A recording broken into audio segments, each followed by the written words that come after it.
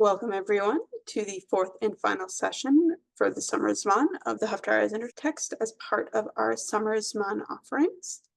We are learning with Rabbi Jon Kelsen today, and it's been a pleasure learning these past several weeks with him.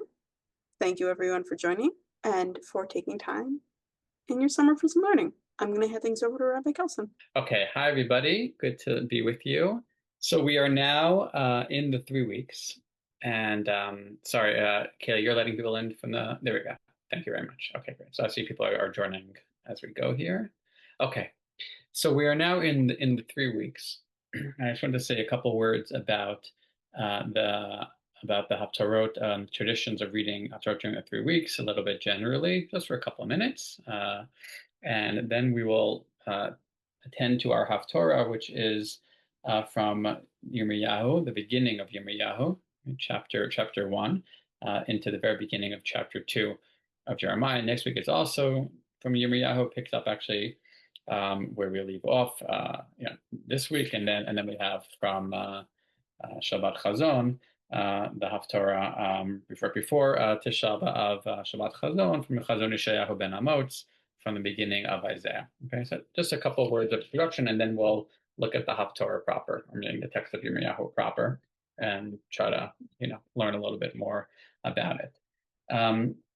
It's interesting. Let's open my note here.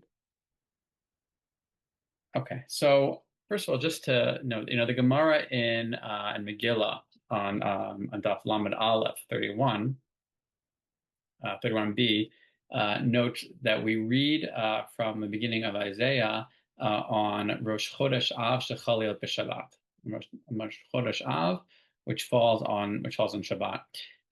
Actually, as Tosafot there note, that's actually not our tradition. It seems to be that, right, that would be the 2 Shabbatot before Tisha B'Av that we read from Isaiah. As I just said, common practice is to read from Jeremiah, right, on the second Shabbat, right before Tisha B'Av. We do Jeremiah, and then Isaiah, Yirmiyahu, and then Yeshayahu on the Shabbatot of the 3 weeks preceding. So Tosfot note that our current practice is not in accord with the Gemara there. There's good reason to read beginning of Yeshayahu before Tisha B'Av, and we'll get to that in just a moment, but not a Rosh Chodesh, Av Shechalil B'Shabbat per se, or only we read actually from Yirmiyahu. And what Tosfot notes is that the practice of, what I just said, of having Haftarot, not just for that one Haftarah, but for 3 weeks preceding, we see into Tisha B'Av, and really from Shiva Asar Tammuz into Tisha B'Av, so 3 full weeks. That actually finds earliest implicit mention in the Midrash called Psikta de Rav Kahana. Psikta de Rav Kahana is an Eretz Israeli Midrash. I think that they tend to date it to the 5th or 6th centuries in the land of Israel, something along those lines. But it's a series of Midrashim, of drashot basically, which take a particular type of midrashic form called a psikta, for different times of the year around different haftarot. And in Piska 13, and in the 13th section of Yud Gimel of Psikta Kahana, when they are offering and recording drashot for this time of year, you can see that they're playing with the first chapter of Yirmiyahu. Okay, because they're ending, and you can take a look there, it's on Sefaria, but they're ending right with Yirmiyahu, the first verses of Yirmiyahu. So apparently, as early as the Psikta Kahana, we have the tradition which again we practice now, which Tosafot records, and we also have it in other Ashkenazi sources or Franco-German sources, like the Machzor Vitri, which comes out of the school of Rashi. I believe Rambam has the same tradition, though, and it comes down to the Shulchan Aruch, and so we do today, of the 3 weeks, right? And the 3 Haftarot, the Talata de Poranata, as it's called, the 3 Haftarot of punishment. These are Haftarot basically preceding, describing the anticipation of destruction, which we'll experience on Tisha B'Av, and leading the way into them. They're succeeded by the Shiva de Nechemta, right? The 7 Haftarah of consolation, which come after it, right? Within more and more elaboration, and only 3 leading in, but a full 7 coming out of it, and it takes us all the way until Rosh Hashanah, all the way until the high holidays. And on that note, I want to just remark, I may have said this last year, but I've been struck actually since coming to Israel, or coming back to Israel. It's very, and I'm sure it's hot where you are. I know it's, apparently I just discovered, Kayla told me there's been flash flooding, not only in, the horrific flooding in Texas, but also in New York. Apparently there were just, inches of rain. I don't know. In any event, I know you've also had some heat waves.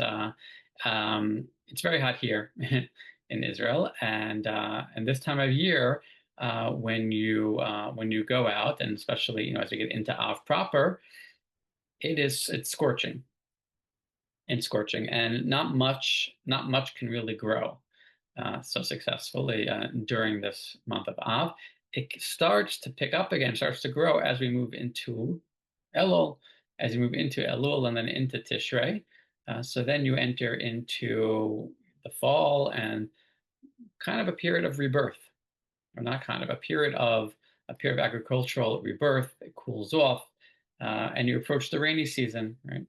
And what I've sort of been hit by is the way that we often say, right, that the festivals of the Chumash, right, are agricultural and historical, Passover and Shavuot, right? But the truth is that I think that's true as well of when you think about the calendar in a different way. It's true as well of the season of these fasts of Bein HaMitzarim, this period from Shivas Tammuz and Tammuz into Av, Tisha B'Av, the period of destruction and heat, into, if you organize it a different way, into the high holiday season, or into the Sukkot season, really the festival of rain. Because what you have then is a movement from sort of fiery heat, death. Many plants, right, die at this time.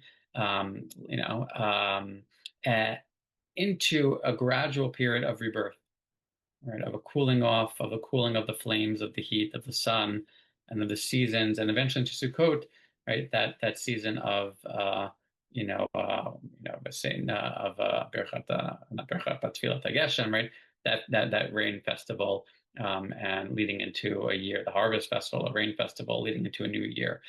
What I've noticed, in other words, is that the flow of the calendar can be conceptualized, or this part can conceptualize as a move from seasonal heat, destruction, death, fire, gradually moving into a period of rebirth, cooling off, and rain. And that parallels a broad and grand movement, not on the Deoraita plane, but on the Jewish calendrical rabbinic plane nonetheless, from Shivas B'Tammuz, or the Tanachi plane, if you will, from Shivas B'Tammuz into the 3 weeks, Bein HaMitzarim, through into Tisha B'Av, and then all the way get carried forward from that period, the fires of the sun, the fires of the Mikdash, right, all the way forward into a period of Hayom Harat Olam, Mi Yechia Mi Yamut, right, Rosh Hashanah, Yom Kippur, Sukkot, Mashiv HaRuach, Moed HaGeshem, Chag HaAsif, etc. Right, a period of rebirth. In fact, I would say you go from a period of Chorban Habayit to a period of Binyan Habayit, Chorban Beit HaMikdash, until all the way into the great building, Harachaman Hu Yakum Lanu Sukkot David Hanofalet, into the building of the Sukkah. The Sukkah, I think, is actually our way, especially during a time. Sukkah is a Mikdash holiday, not our topic today, but it's a Mikdash-oriented holiday in its essence. And in a way, each Sukkah is a micro Mikdash.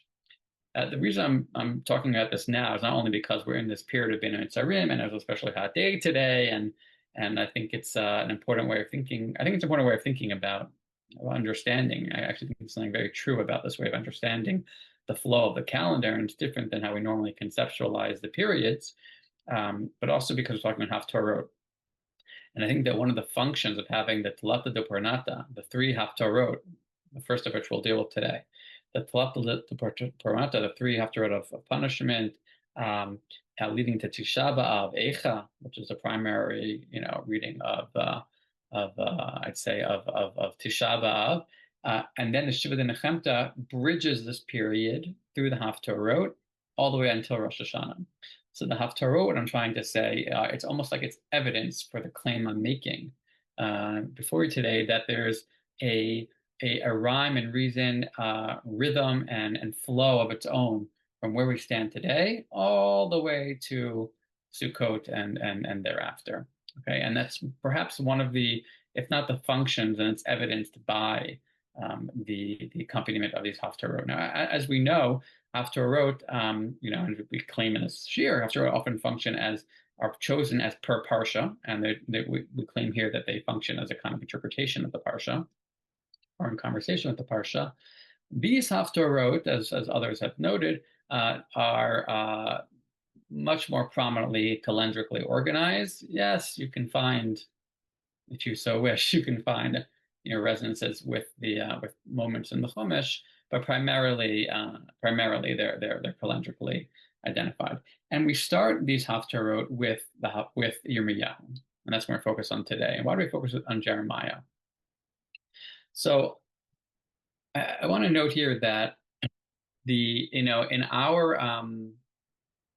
Tanakhim, if you open your Tanakh and you're looking for Yirmiyahu, I'm flipping right now past Book of Shmuel, and I'm flipping past what we call 1 and 2 Kings, right?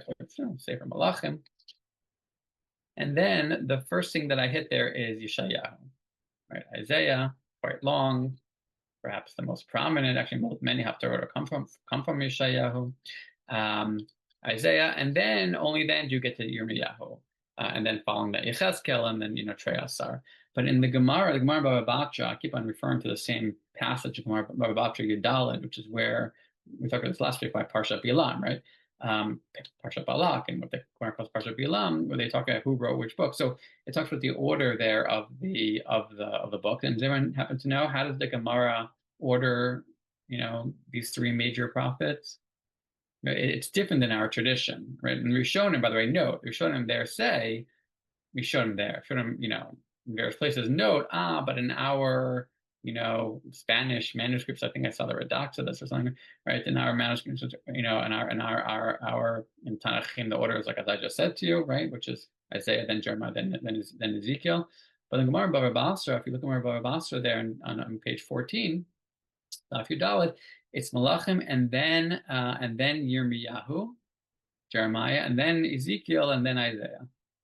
Interestingly enough, so that's what the Gemara says it should. Says the order is. Our Tanachim are not like that. Are there any Tanachim in the world which are like that? I do not know. If you do find that out, please, let us all know. That'd be kind of cool to find. But why is it? So the Gemara there says, I know that the order that we're describing here of Yirmiyahu before Isaiah and Ezekiel is not really in order. So historically, so why would we do that? So the Gemara there says, well, we wanted to follow Malachim. We want Jeremiah to follow the Book of Kings. Why? Malachim sofe chorbana, because the Book of Kings ends with Chorban, destruction, exile, right? And Yirmiyahu kule chorbana, and Yirmiyahu is of the same. It's in the same vein. Is entirely Chorban.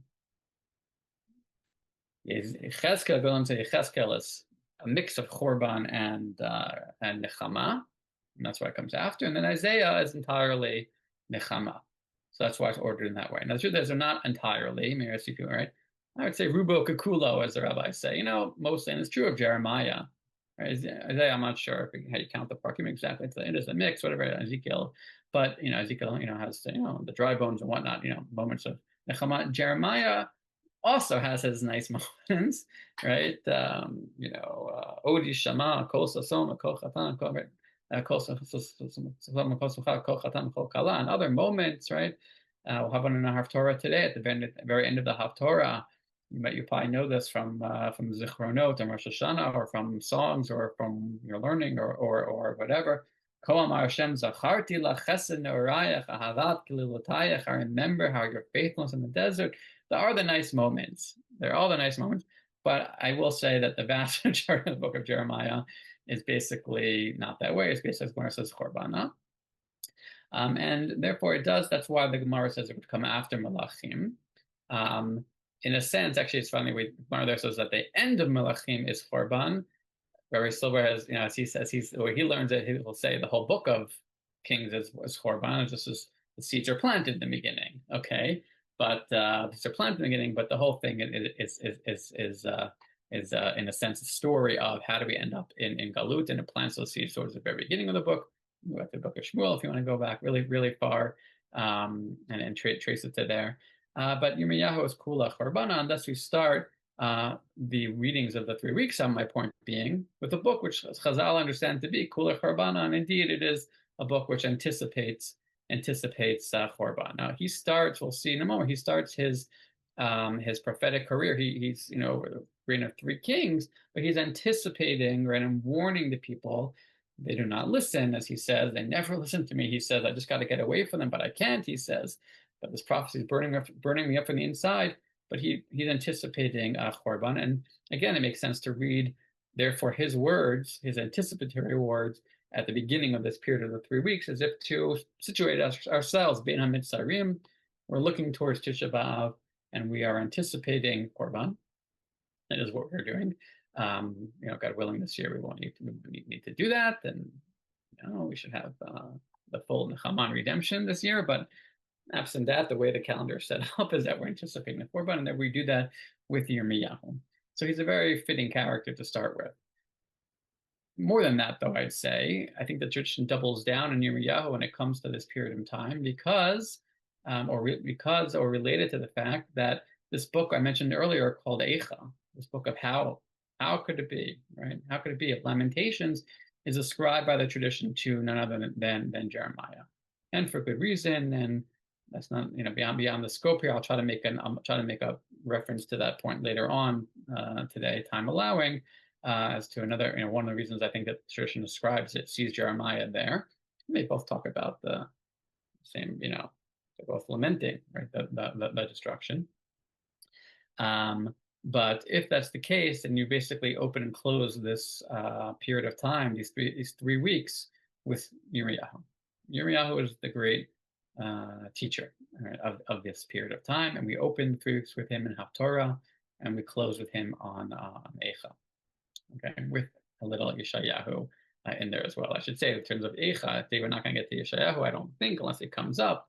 Maybe I'll mention him.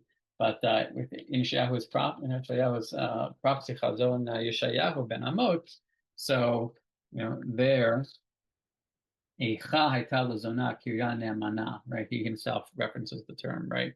Eicha, right? Or he uses that term. How has it been that the city has become as it has? And that undoubtedly is part of the reason as well. That, among other reasons, that Chazon Yeshayahu is chosen as Haftarah preceding a Shabbat preceding the reading of Eicha Tisha B'Av. Okay, so these are just some broad notes on the 3 weeks, the tradition, the different traditions, but of which Haftarah we read. Again, the Gemara has us reading from the King of Shayahu, and the second, what we call the second of the weeks, but our tradition, which has attestation already in Pesach Kahana, so it's quite old, quite antique. And by the time we get to Tosafot understands it. That's simply their minhag. And it's our minhag today as well, is to read the Talata de Pornata, beginning with Yirmiyahu. Okay, so let us turn therefore to the beginning of Yirmiyahu. What I didn't do today is pull it. Let me just get it from the Safari. I forgot to do that today. One moment. I'll pull it for you. Okay, let's dive into the beginning of the book here of Yirmiyahu. So the book begins as follows. Divrei Yirmiyahu ben Chilkiah ben min haKohanim asher ba'anatot be'eretz Binyamin. So we have the beginning, actually 3 verses here, introducing this character known as Yirmiyahu. And by the way, lest I forget, it's interesting that we read both the beginning of Yirmiyahu and the beginning of Yeshayahu, beginning, daf the beginnings, as we lead into Tisha B'Av. It happens to be fitting, or I don't know. I can't prove this in any sense, but part of me feels like it's a way of saying, like, all of these books are relevant. The whole book is relevant now. I'm going to give you the beginning chapters of both, but it's a way of saying, engage with the whole chapter. All this stuff as we proceed into this period. And indeed, Yeshayahu gets a lot of play in the Shir Nechemta as well. In any event, Divrei Yirmiyahu, the words of, or I'd say more precisely, maybe the prophecies of, I mean, Chazon is how we begin, for example, Yeshayahu, right, the visions of, and Divrei might mean, here they translate word from GPS, but maybe it means prophecies of Yirmiyahu ben Chilkiyahu min HaKohanim asher v'anatot be'eretz Binyamin. So we know he's a priest, but he's a priest, excuse me, in Anatot be'eretz Binyamin. So he's a priest, unlike, let's say, I don't know, Natan HaNavi. I just heard you, Jen. I was listening before talking about Natan HaNavi and Yudvar Torah and the Kolel, I think, right? Natan HaNavi is a court king, right? And he's David's, prophet, and that's a very different type of prophet, apparently, than Yirmiyahu, because Anatot is not in Jerusalem; it's nearby, sort of Jerusalem, right? But it's in Binyamin, kind of in the desert, in the Nachal Prat area, and therefore some are arguing this would track with what we see in the book, that he's not in the center of power, right? He's a priest, but not of the priests, who are centered in Jerusalem, right? He's certainly not a priest. He's certainly not some sort of prophet or priest, who is in the court of the king, right? He is perhaps more of a geographically and socially or sociologically marginal character, and he, throughout the book, he's not treated with great esteem, shall we say, by anyone or almost anyone, right? By the powers that be, by the people. In fact, we'll see maybe sort of a foreshadowing of that in the opening verses of his actual prophecy. So he's married to Yamin, Ashahayad Devar Adonai love, and now we say, when is he prophesizing during 3 kings? Yoshiyahu ben Amon Melech Yehuda b'Shosh Shana l'Marchol, starting in the 13th year, assumingly starting, right, in the 13th year of, the great king, Josiah, King Yoshiyahu, right, who is known, among other things, as a sort of this great reformer, right, of his people, right, the rediscovery of the book of Deuteronomy, right, and such. And then it's a little bit of something funny in the text here, but and then he continues. Here they translate Vayihi as throughout the days of King Yehoiakim ben Yoshia Melech Yehuda, Ad Tom Ashtei Asrei Shana L'Chizkiyahu ben Yoshiyahu Melech Yehuda, until the end of the 11th year of King Tzidkiyahu, King Tzidkiyahu, son of Yoshiyahu Melech Yehuda. That is to say, Ad Galot Yushalayim B'Chodech Chamishi, until the exile of Jerusalem. So we know from the get-go that Yirmiyahu is indeed, right, Kule Chorban, if you will, Chorbana, right? Much of this is about Chorban, and from the very beginning we're told this man is going to be prophesizing this priest from the, I don't know, the ex-urban or suburban or rural, whatever, somewhere out of, the general Jerusalem vicinity, but not so, right, not right there, is going to be prophesizing all the way until the destruction, until the Galut, and thus he brings us into this period of the Bnei Mitzrayim. Okay. So Vayihi Devar Adonai Elai Lemor. So here becomes the beginning of the prophecy. Vayihi, and the word of Hashem comes to me, saying, right? So here he speaks in the first person. And immediately something very, I'd say, aberrant and noteworthy. I don't know if it's shocking, but aberrant and noteworthy, right, emerges. B'terem et tzarcha v'aveten yidaticha. God says to Yirmiyahu, B'terem et tzarcha, before I created you, v'aveten yidaticha, before I created you, I knew you in the womb. Or JPS has yidaticha in the sense of I selected you. I assume based on the parallelism of the following clause. Uveterem teitzei merechem hiktashticha. And before you emerged from the womb, before you were born, I sanctified you, or I consecrated you, right? Hareat mikudeshet li, right? I consecrated you, makdish. I chose you, yidaticha. That's why I selected you. Navi lagoyim nitaticha. So Jeremiah, almost, I'd say, in a sense, uniquely among the prophets, right, is already chosen and identified as such before he's even born.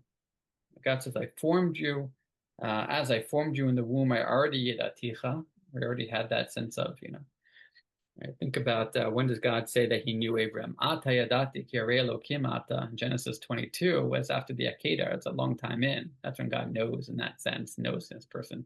But him, he knows in the sense of choosing already in the womb. And he's maktishim already, again, before his birth. Navi lagoyim netaticha, a prophet to the nations, or perhaps more accurately, concerning the nations, right? I have appointed you. So again, it's, in a sense, he's kind of a unique character, a new character among the prophets, someone who has been chosen and identified as such before he's even born. Now, is he utterly unique? It depends on how you read it, right? Samuel, Samson. So these are characters, right, who already, right, are spoken. Their mothers actually, right, are given the portend of their birth. Actually, the case of Eshet Manoach, right, she has certain restrictions put upon her, which will, if you will, carry over onto her son, right? Maybe you do or don't want to include Isaac in this category. But the sense that already they're portended in the sense that they have this special stature and status before they're born. I don't think it's utterly unique, right, to Yirmiyahu, but I do think that it is unique in its sort of the clarity, right, of and the way that the intensity of the expression, right. I already have identified you as such. You will be, right, this Navi proper, right, already in the womb.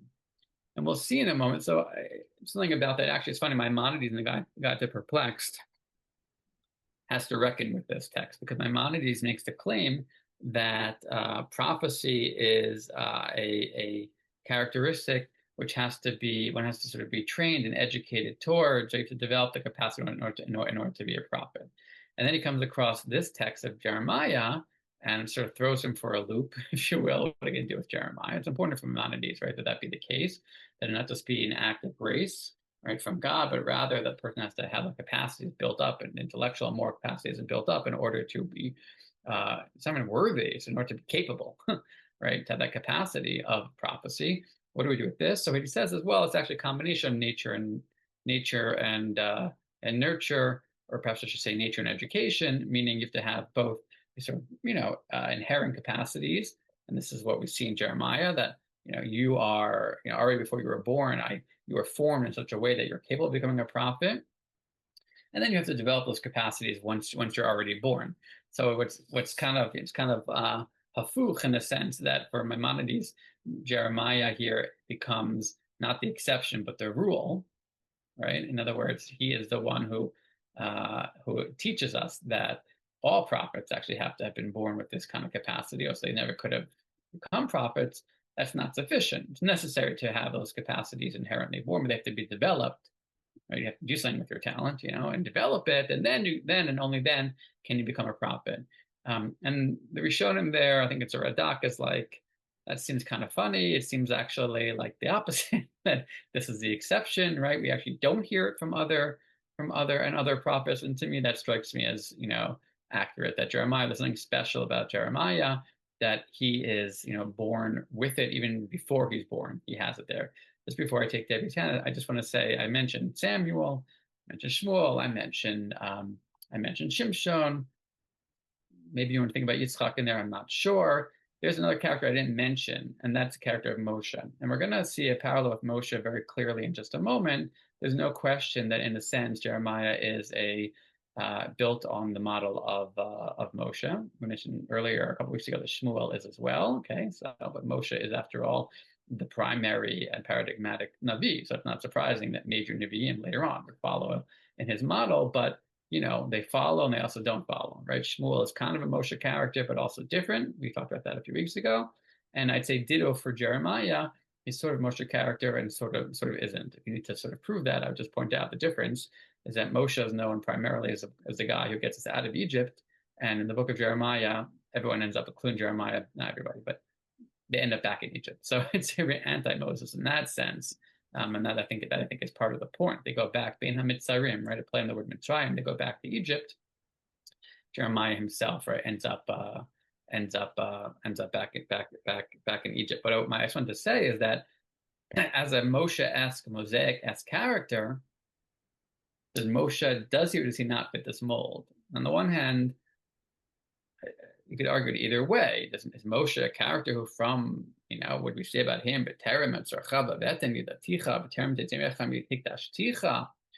on the one hand, we don't hear that language precisely with regards to Moshe. But I will say that the text, the Chumash, and we actually see him, right, he only sort of gets his call, as we might say, right? It was only initiated as a prophet much later in his life. He's already in Midian when he receives his, when it comes to the sneh, the burning bush, and he's first, gets this charge of being Navi. But the text does seem very interested in Moshe from the get-go. I guess that's the point I wanted to make. Right? What is it? Bat Levi, right? That, right, already from before he's even born, we're told, in the midst of the story there, right, the lens, tells the general tale and then focuses in on him and his family. And then there's this Levite, and he marries a Levite man, marries a Levite woman, and they have a son, and here's what happens, right? And then they hide him for 3 months, and he's good, and they put him in the teva, and then they find him. So that whole tension of the book gives a feel, gives a sense. I might argue that that Moshe is already from the get-go portended for this, perhaps in some sort of narrative sense. We're certainly interested in him, right, from the get-go. We're not only interested in him once he grows up. So in that sense, again, Jeremiah might be picking up from that part of some parts of that Moshe tale, but it's much more explicit the case of Jeremiah. I would like to make a claim at some point soon about, or it's an idea I have, a hypothesis about why that is so important for Yirmiyahu, that it be explicit. But let me hold off on that for a second. Yes, who was it? Was it Debbie? Yes, you had your hand up for quite a while. It says here that Hashem had claimed him or had known him from when he was. Do we have any idea that his parents were in on this, or is this just like later on he's telling him, I've had my eye on you for a really long time? Yeah, I don't know any information in the text that indicates that. Does anybody else know anything? It's a good question. I like the question, right? Any sense there? Yeah, so I don't know. If you find anything, let me know. But yeah, good question. I don't have a good answer. I don't have anything for you, but it's as opposed to, let's say, Manoach, where yeah. No, I get where you're coming from. Yeah. No, right. I totally understand. I appreciate it. Yeah, Manoach and also Isha Manoach, Chana. Yeah, the whole thing. And or with Moshe and stuff, the Kitov, that Rashi, that Midrash. Yeah. The house fills with light, right? Or things like he's Nolad Mahul, or whatever it is, right? Exactly. Let's see if we find something like that. Okay, so we have this character. Whatever it is, he's consecrated right from the beginning. Va'omar. So Yirmiyahu says, by the way, we don't know exactly how old he is, but we'll see in a moment. He says, "Aha, Adonai Elohim." Right? He exclaims. I said that very calmly because I don't know why my kids are sleeping next door. But right, this is his moment of God speaking to him. Where, how, when is he wandering around Wadi Kel? We don't know exactly that. I'm not told. He's a Kohen. We don't know too much, right? But aha, Adonai, he exclaimed. He does this later in the book also. Right? Hine, behold, lo yadati daber. You may know me, but I don't know. I'll tell you what I don't know. I don't know how to daber. Right? If I had to prove to you this is a Moshe type character, right? I shouldn't have to prove it any further, right? Lo ishtivarim anochi. I'm not a man.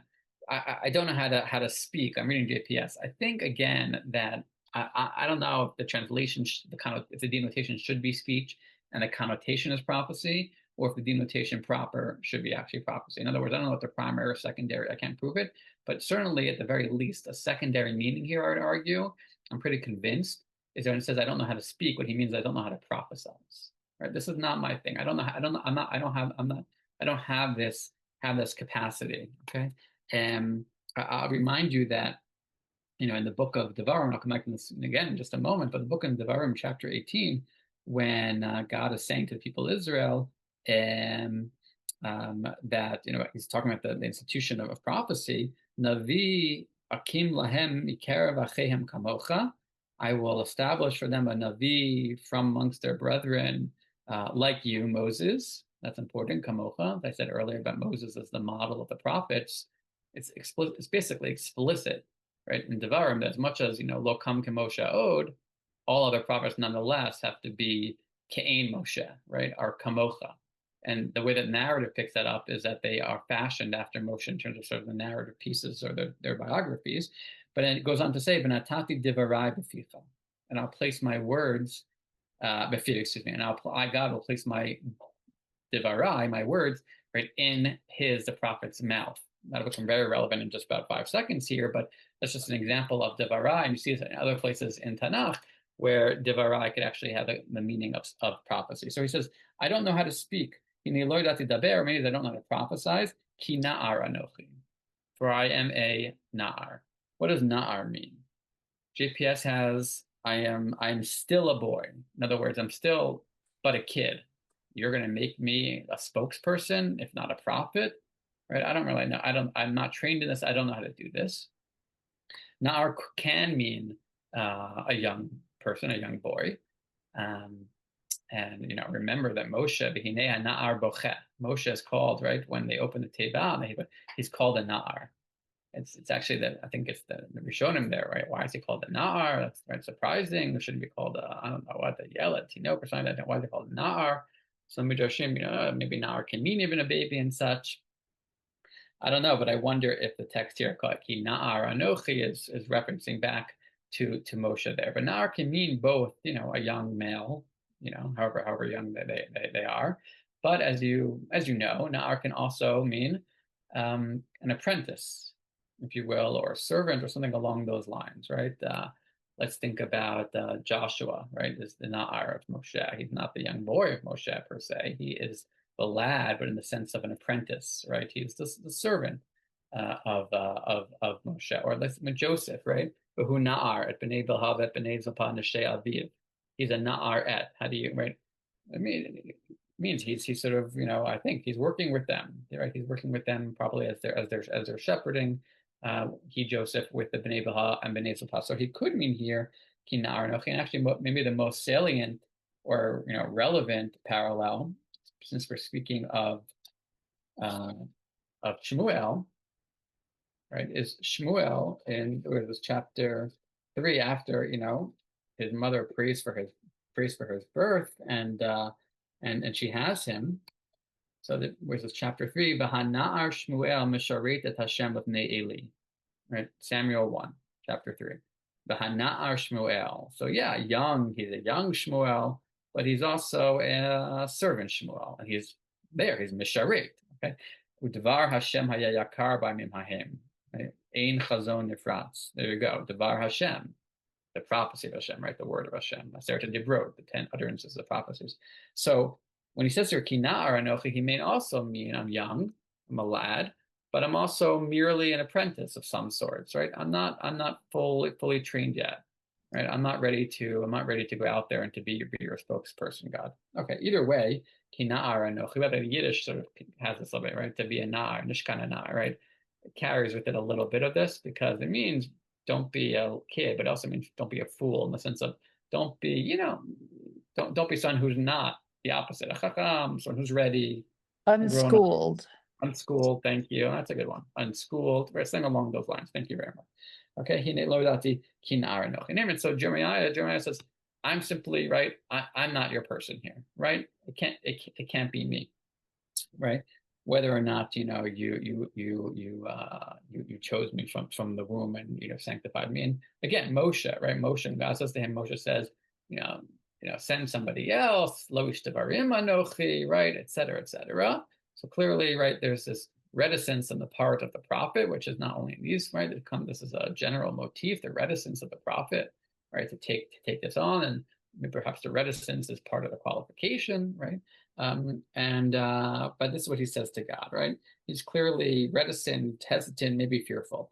Don't tell me you're a na'ar. Exact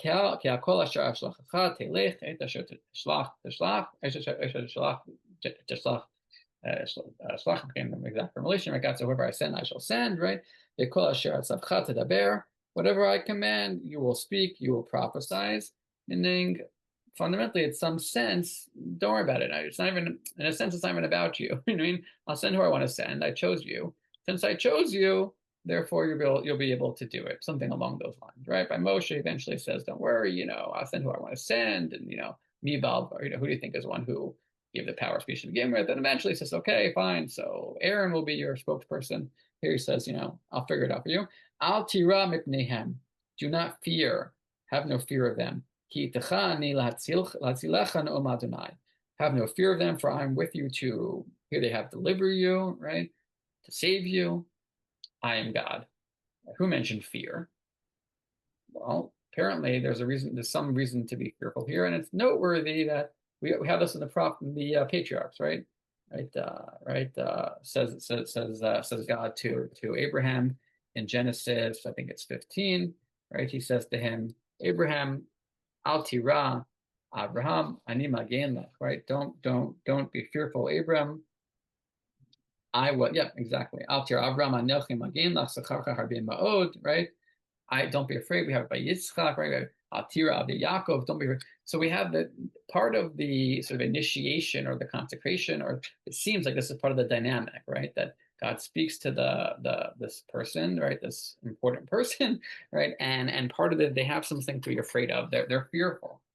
We don't always know exactly what they're fearful of, but it's part of the package. And I think it's signaling to us that this is going to be a very, this is going to be a special guy here, right? Al-Tira, his fear, the Havamina of the fear indicates, both his specialness, but also that he's something to be afraid of. Here it's Al-Tira mipnehem. Do not be fearful, in front of them. Who is the them here? And we have no idea. I don't know if we can know when you're starting to read the text who the them is. I have to say that if I was reading this and I didn't read the rest of it, I have, but had I not read the rest of it, who would you have thought? Al tira mipnehem. Avram al tira Avram, just says stam. Who's it? Doesn't say mipnehem. Here mipnehem. Who would he have been afraid of? Right? Who do you think, based on this, looking at this? I always think of the Nevi'e Haba'al or Nevi'e Sheker, and he's against them. So, and they were around before him. They didn't just start during him. So they were a power to contend with. Yeah, that's an interesting suggestion. It's interesting because yes, the book will talk about him, right, dealing with, and with other, false prophets, but false prophets, and we mentioned this last week about Micha and such. Not for now, but it's interesting you should say that, because this only occurred to me based on what you just said, Debbie, is that the passages I just cited from Devarim, Deuteronomy chapter 18. So it mentions there, that there will be the potential for Nevi'im who are false Nevi'im, basically, right? And it actually says to the people, at least, not necessarily to the prophet, but it says if a prophet speaks v'lo yeh davar v'lo yavo, and the prophet doesn't come to be, so then that person has spoken bezadon, sinfully. They translate presumptuously. I would rather say sinfully. Lo tagor mimenu. Don't stand in dread of them. Just kind of a synonym for don't be afraid in some way. So there's not speaking to the Navi, but I just put it out there as I'm just trying to amplify what you're saying, which is so maybe he's saying don't be afraid of the counter voices, right? And now we all know, so when you want to speak, put yourself out there into the world, forget prophets for a moment, this is going to speak out in the world. I don't know about you, what I'm afraid of, right, I'll say X, and then people will say, no, not X, and then they'll get into the whole thing, and am I right, am I wrong, right? So, and all the more so other prophets, and it's a risky business, and they want to put them to death, right? It's a lot to be, so that's a lot to be afraid of. That's one possibility. Another possibility, I have to say, I would have thought, if I just reading the text, that he said, Navi legoyim netaticha, he's somehow afraid of the goyim. Goyim there can include all the nations, the Jewish, under. I don't know. That's what I would have thought personally. Whatever I would have thought, I think I would turn out to be wrong, because when you read later in the text, let's say in verse, in 17 in the Haftarah, and I'm jumping ahead now, but you discover that God says to him, I want you to speak, basically to the people of Israel, basically, and yell at them for everything they did wrong. And it says, gird your loins, tazor madmecha, speak to them, al techat b'pneihem. Another synonym, do not, don't break down before them, but also a sense of, don't be afraid of them, I would say, right? Lest I break you before them, right? I'm going to protect you and make you into like a fortified pillar against the whole land, against Judah's kings and officers and its priests and citizens. They will attack you, but they won't be able to overcome you because I will save you. It's the same language. So I think we discover towards the end of the chapter 1 of Jeremiah that the people who he needs to be afraid of, I don't know if he knows at this point, by the way, but we discover that who he needs to be afraid of are his own people. Right? Jeremiah is the prophet, right, who is in service of his people, but is understood as a provocateur and an antagonist, right, and a nuisance and if not a traitor, right? He's not beloved and not embraced by his people. In this sense, he also is a Moshe type of character, I have to say. Right? I know Moshe, right? He's beloved, he's Moshe Rabbeinu, and we all cry for it. There are those moments. Moshe has sort of a mixed, long tenure with ups and downs and different moments, but he definitely has those moments, right, where he's not fully embraced, shall we say, to say the least, right? And it's not just Korach v'Adato v'Datan v'Abiram, multiple moments where the people, right, I would say, are perhaps even threatening, right, to Moshe Rabbeinu, right, that they congregate towards him, right, and God is to come and protect Moshe, right? There are certainly those moments which I think that, again, Yirmiyahu's Mosaic-esque character is sort of a more explicit version of Moshe's story in that sense, and that's part of the, I think, part of the tragedy, right, and what's so tortured about these particular great prophets. And I want to say on that note that let's check the time. Yeah, we're okay. I'll have to go a little quicker, but we're okay. I was saying on that note that, you know, I mentioned what is this about, this business of him being, you know, already sanctified from his womb, right? So again, if you skip towards the beginning of chapter 2, which is how the tradition ends the Haftarah, we like to end the Haftarah on high notes. Like he devours an eye more. I know I'm skipping a lot, but I'll come back. Haloch v'karatu as Yerushalayim ko amar Adonai zacharti lachesed. This is chapter 2, right? Zacharti lachesed ne'orayach ahavat pelotayach lechtech acharab b'midbar be'eretz lo zivua. Kodesh Yisrael Adonai reishus tevu aso ki achlav yeshamu ra'at tevu alehem me'om Adonai. That's the end of the Haftarah. Right? So I counted to your favor. Remember the devotion of Uriah, your love as a bride, how you followed me in the unsown wilderness. Israel was holy to God, the first fruits of God's harvest.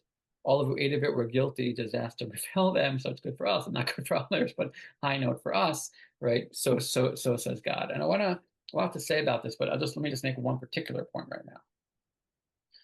One particular point, to hold back my Yetzer Hara from saying more than one point, but let me just think one particular point right now, which is that you see that the end of the Haftarah here, it's not just chosen, right? You see the genius of the tradition. It's not just they want to end in a high note, which they do. Haftarah like to end in a high note, that's part of the whole thing. But it ends in an envelope structure where the end evokes the beginning. Because notice two features here in the verses I just cited, the beginning of chapter 2, Ne'orayach, I tried to stress that, Ne'orayach, and Kodesh Yisrael Adonai. And both of those echo back to the Na'ar, I would argue. The Na'ar, I haven't seen others say it, but I think, you know, the Na'ar Yirmiyahu, who has been Hiktashticha, right, who has been sanctified from his, before he was a Na'ar, right, when he was but a babe in utero, right? Before he was even born, he's already been sanctified. So the people, in other words, and here's the point I would like to make, to put out for you, you know, see how it lands. The people are, in a sense, a macro version, right, of the faithful Na'ar, the sanctified, you know, Na'ar, the macro version of Jeremiah. Or in other words, he's the microcosm, right, of the people. And if he's a microcosm of the people, we see this throughout the story, his very personality, his personhood, right, is intertwined, ineluctably threaded in with the story of the people. You can't separate him, right, from the prophecy. Again, he says at some point, I just want to run to the midbar. I just want to get away from these people, right? They're driving me nuts. They're so disappointing to me, and they turn against him. But I think Jeremiah is kind of, he's not unique. He actually reminds me a lot of Moshe, but it's not necessarily the norm to have a window into the soul of the prophet like we do in this book of Jeremiah, right? Like we have the story of Moshe. as we have a window into what we would call today their psyche, their inner experience, as they try to lead and try to prophesize in their own ways and guide these people. And maybe that's the point about him being, chosen from the womb. In a sense, it's not about him, right? So it's before you were even born, right? It's not about you. You're picked from this, right? You were it's a sleeper cell, right? You were destined for this, right? But actually, on the other hand, it's all about him, right? Because his personhood is entirely tied up with this story, right? Again, it's very much like Moshe in a sense. Mutatis mutandis, there are differences, but in a sense, and Moshe says, God says, I'm going to destroy them. Moshe says, Mecheni na mesifrecha. If you're going to do that, wipe me out from your book. The way I read that is Moshe saying, if you get rid of them, you get rid of me. Don't tell me you're going to build something out of me. I am nothing without them. I am my identity is Moshe, the leader of these people, the shepherd of this flock. If you don't have the flock, you don't have a Moshe. Right? There's no, I have no existence outside of that story, and that's why it drives him crazy. That's why at moments, because of his dedication, that Moshe throws up his hands at multiple moments. It falls on his face at multiple moments, and so too Jeremiah. So that's what I think. That's what I would argue, at least. And I think that's, again, why the Haftarah ends as it does, not only to end on a good note, but to end on a parallel note, right? And to end on a closing note, which parallels the beginning, to explain to us who this Jeremiah character is. I would actually say, furthermore, here's a claim upon a claim, which I said earlier, tradition ascribes Eicha to Jeremiah. I wonder if part of that, it's not only the language and the themes, which is obviously all there, but I always have been struck by chapter 3 of Lamentations, Ani HaGever.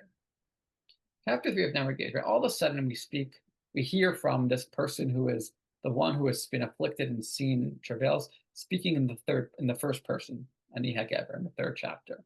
And some of the tradition of highlighting the difference of perspective in that chapter by reading it with a different, truck, or different cancellation. Some don't, some do.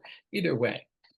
But you have the book of Eicha is a mixture, therefore, the story of the people and the story of Ani HaGever, of the person himself. And I wonder if that is actually a very Jeremiah type of move, narratively. And maybe that supports the notion of it's about, the nation. It's also about Jeremiah proper, about the person.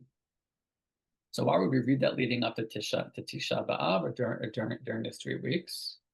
Well, because maybe it's inviting us, first of all, I don't know, we're going with Jeremiah. He's our guide through this period.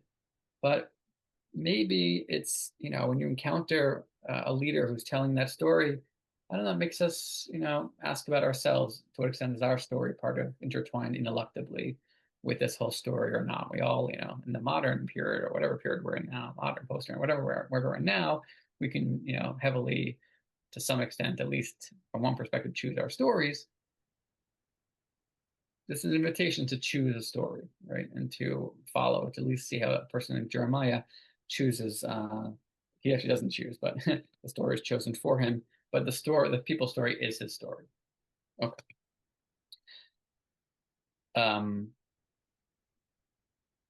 Okay, let's go on for a moment. So, in case you thought we were done with the Moshe stuff, by Shlach Hashem et Yado, done with the parallel stuff. By Shlach Hashem et Yado, so God sends out, God's hand. By Yagal Pi, and touches my mouth. By Yomar Hashem Elai, Hinei natati divari b'ficha. Behold, I place my word in your mouth. Okay. Isaiah has this also something where the coals initiating the mouth, right? In chapter 6 and other places as well. I think we've had occasion in this Haftarah Shurim during the course of the year to mention that there's this opening of the mouth ritual in ancient Near East of sort of inaugurating a god. And here we have, again, Havdil, but inaugurating the prophet. But what this actually seems to be is a physical instantiation of what I read earlier from Deuteronomy 18. Navi akim lahem b'mker v'achechem kamocha, v'nasati divari b'fiv, and I'll place my words in his mouth. Says God in chapter 18. Here, God actually does it. God says, I'm going to touch your mouth, as it were, I suppose, right? And actually places the words right into the insides of Yirmiyahu. Maybe this is also about this notion that it's in Jeremiah, right? He actually eats it, right? It's actually in his very mouth, right? The text here is playing off of that passage in Devarim, I believe. I have appointed you this day, on the nations, on the kingdoms, lintos, la'arid, la'aros. I'm looking at the clock, don't worry, livnot limtoa. And I placed you as a prophet, right, on the nations.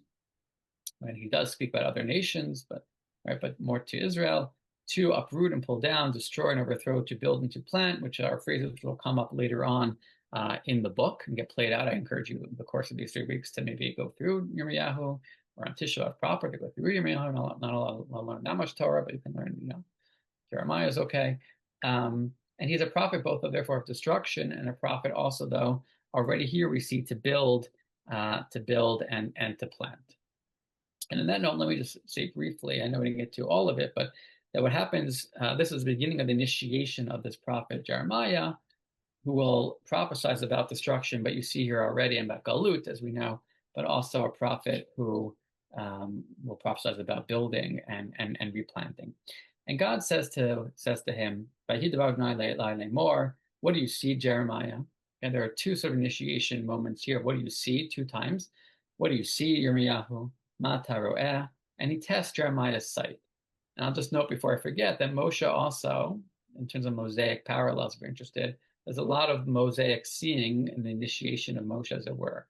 Certainly at the sneh, at the burning bush, by Yasar, right, Leroti, Moshe notices something's happening, and he pulls over to see, right? Doesn't have the same exact dynamic here. What do you see? Here's what you see. You have seen well. But we have this notion of Moshe pulling over to see. And there, what he sees, of course, is the sneh, which is not ukal, right? The bush, the thorn, which is not totally consumed, which is an antecedent, among other things, not only a description of Israel in Egypt, but also of a prefiguring of Sinai, the sneh in Sinai, like the fire, right, upon the sneh. But Moshe also, in the beginning of his story, I'll point out, sees as well, right? So Moses, in the beginning of Exodus, right, he grows up, the kid grows up, right, and then Moshe grows up, and Vayar Shnayan Hashem and Vayar Kien Ish. There you go. And actually before that, Vayigdal Vayar B'Sivlotam, Vayar Ish Mitzri, right? Even before that, chapter 2, excuse me, right? Vayigdal Moshe, Vayetzielacha, Vayar B'Sivlotam. He sees their labors. He sees the Ish Mitzri beating the Hebrew. Vayar Ki Ein Ish. Then he sees, et cetera, right? And then he's afraid to stand, and then eventually, right, by Yar the sneh. So Moshe sees also the initiation of the ro'eh, of the seer. The seer has to involve the test of the sight, right? And Jeremiah as well is somebody whose sight is tested. And what does he see? So he sees 2 things, and I'm going to try to end close to time here, on time. He sees 2 things. He says, first of all, I see a makel shaked and ro'eh. I see a branch of an almond tree. I see a branch of an almond tree. Some comment, maybe he sees the branch, he has to know it's an almond tree. Maybe, what's so great about seeing a branch of an almond tree? You see the flower, you see the almonds. Maybe he saw it before it bloomed, right? Maybe that's what some say. It's not clear, right? But he sees a makel shaked and ro'eh, and that's the whole thing, that he sees the potential for its blooming. And God says, you've seen well. Ki shoked ani al devari lasoto. God says, you've seen well, and play on words. Shokad, right? I have been watchful, or sort of alacritous, right? Or right, zealous. Right? It's in Chazali Hebrew as well. Shaktu chachama benos Israel. Right? I am being watchful to bring my word to pass. Right? Maybe there's a threat there, but also God saying my prophecy will come to pass here, just like this. And this has to remind us. It has to remind us of the flowering, I'd say, of not the makel, but the mateh, the staff, Parshat Korach, of Aaron's staff there.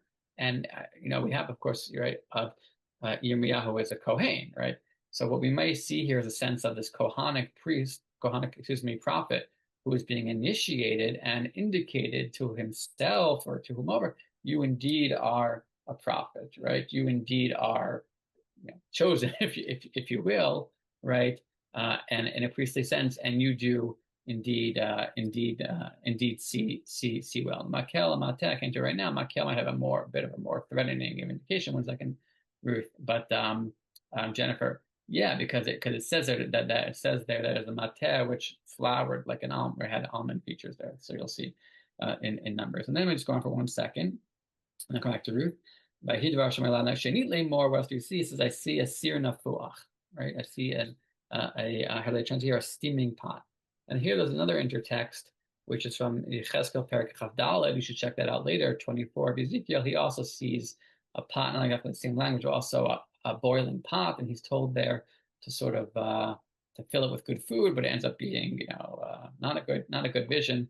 But maybe here as well, there's some sense and of it's meant to be some sort of like, you think it's a pot cooking, but actually it's a pot cooking in a really not good way from the north, and this will foretell like the coming down from the north, right, of what eventually we know to be, right, Bavel, and who will attack Israel later on in the story. So let me just stop here. There's more to say, but I wanted to say, and I'll hold back from saying more unless you hang on, and then I'll give you the floor.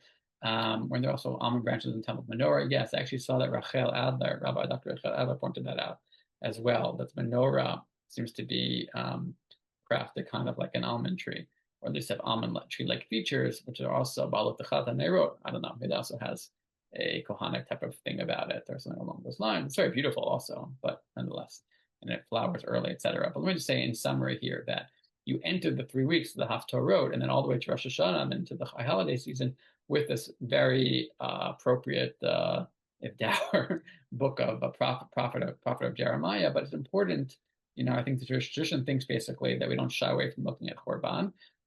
It's important to actually anticipate it and to, hopefully in our own days to it, in our own micro potential Korban, I don't have to say, avert them if possible. Yes, indeed, Debbie. It's if all possible, but to make our way forward there. And we do that with Yirmiyahu, and I tried to introduce you a little bit to some of his dynamics. I think you have a person here, a prophet, in other words, who in the vein of Moshe, but in his own way, is tied to his message and his very who he isness. He can't be separated from it, and therefore he is our guide over these 3 weeks. So I'm going to pause here, and then Ruth, I'm going to hang on to what I need to hear what you have to say. I just want to say thank you all for being with us these past 4 weeks, and for those who are being with us a lot longer. But if this has been your first time really paying attention to Haftarah, I hope that I have done it some service in my own little way, and that it's worthy of serious study, more serious than the hour we have here. It's worthy of a lot of study, and then can open tremendous doors and help us understand the nature of the parsha, the nature of the day. And it walks us through those time periods. So I'm going to stop here, and we'll see you again. Ruth, yes, please. Thank you. Thank you. Okay. I'm going to go. This was wonderful. Thank you. Thank you, everyone. Anyone who needs to go, of course, you're free. Yeah. Class dismissed. Go to recess. But if you want to stay, I'll hang on here to hear what Ruth has to teach us. Yes. So it is very significant that his first thing the first thing that Yirmiyahu is shown that he has to look at is the Makel Shaked.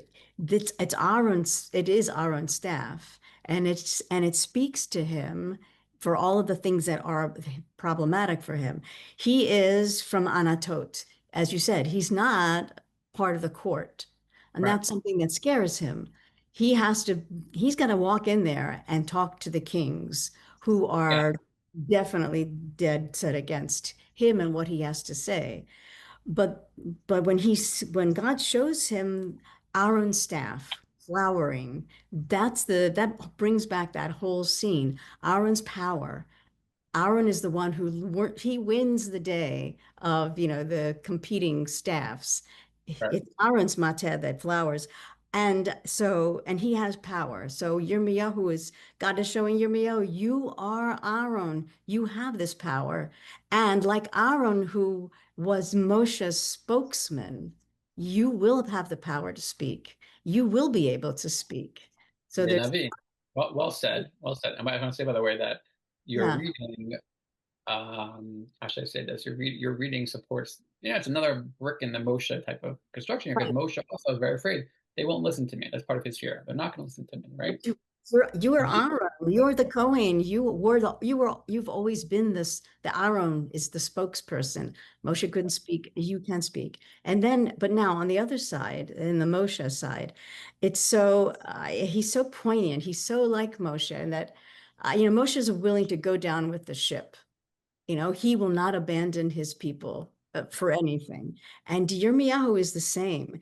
He begged them to stop the rebellion. He told them to put their heads down and just, submit to the Babylonians, and they didn't.